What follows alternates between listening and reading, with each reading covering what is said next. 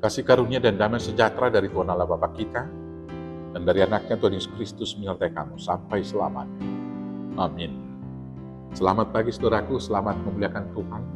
Dipandu firman Tuhan dari Yohanes 10 ayat 27. Tapi saya akan bacakan ayat 22 sampai dengan ayat 28. Demikian firman Tuhan.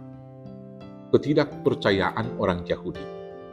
Tidak lama kemudian tibalah hari raya pentahbisan Bait Allah di Yerusalem. Ketika itu musim dingin, dan Yesus berjalan-jalan di Bait Allah di Serambi Salomo. Maka orang-orang Yahudi mengelilingi dia dan berkata kepadanya, "Berapa lama lagi engkau membiarkan kami hidup dalam kebimbangan? Jikalau engkau Mesias, katakanlah terus terang kepada kami." Yesus menjawab mereka, "Aku telah mengatakannya kepada kamu, tetapi kamu tidak percaya. Pekerjaan-pekerjaan yang kulakukan dalam nama Bapakku, itulah yang memberikan kesaksian tentang aku. Tetapi kamu tidak percaya, karena kamu tidak termasuk domba-dombaku. Domba-dombaku mendengarkan suaraku, dan aku mengenal mereka, dan mereka mengikut aku. Dan aku memberikan hidup yang kekal kepada mereka, dan mereka pasti tidak akan binasa sampai selama-lamanya. Dan seorang pun tidak akan merebut mereka dari tanganku." Demikianlah firman Tuhan.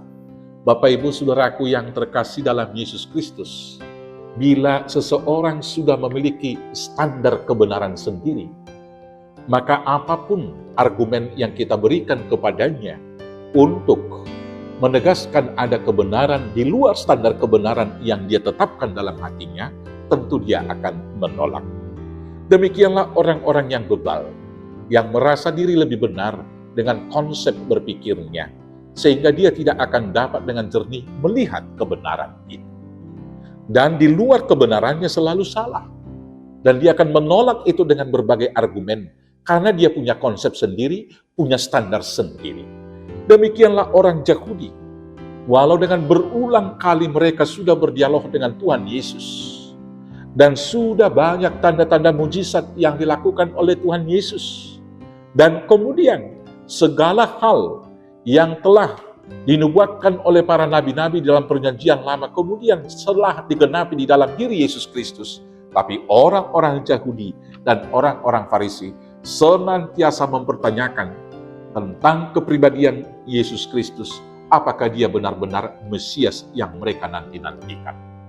Maka dalam perikop ini kemudian Tuhan Yesus mengatakan, "Bukankah saya sudah berkali-kali mengatakannya kepada kamu? Aku telah mengatakannya kepada kamu," katanya di ayat 25. "Tetapi kamu tidak percaya. Pekerjaan-pekerjaan yang kulakukan dalam nama Bapakku, itulah yang memberikan kesaksian tentang aku. Tetapi kamu tidak percaya, karena kamu tidak termasuk dalam domba-dombaku." Bapak Ibu Saudaraku yang terkasih, kiranya ini menjadi pelajaran bagi kita.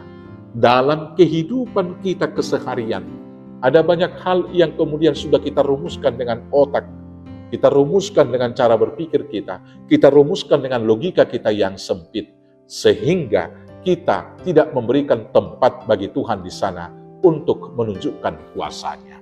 Misalnya tentang masa depan hidup kita, sering sekali kita lebih percaya kepada semua rancangan dan cita-cita hidup kita, seolah-olah kita dapat menentukan hari besok.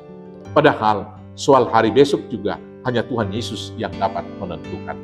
Demikian juga tentang keilahan dan kemesiasan daripada Tuhan Yesus Kristus.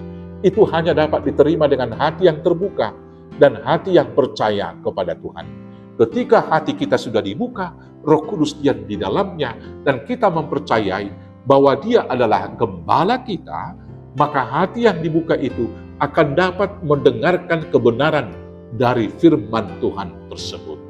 Bapak Ibu Saudaraku, mari jangan menutup hati. Dengarkanlah suara Tuhan yang memanggil kita.